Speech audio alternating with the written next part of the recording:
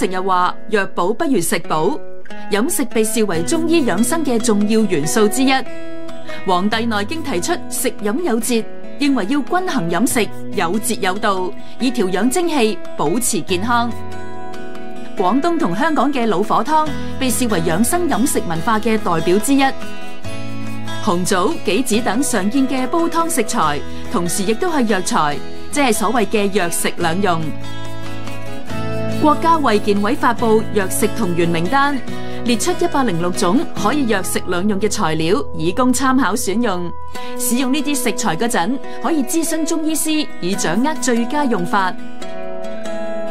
近年藥食同源成為飲食養生文化嘅新潮流。2023年被列入中國食品飲料5大風味趨勢之一。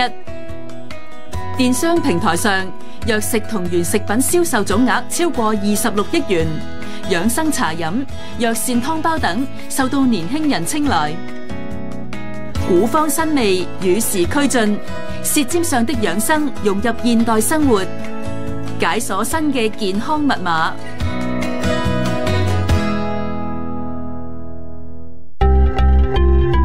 融入國家發展，鞏固國際優勢，團結香港，聯通世界。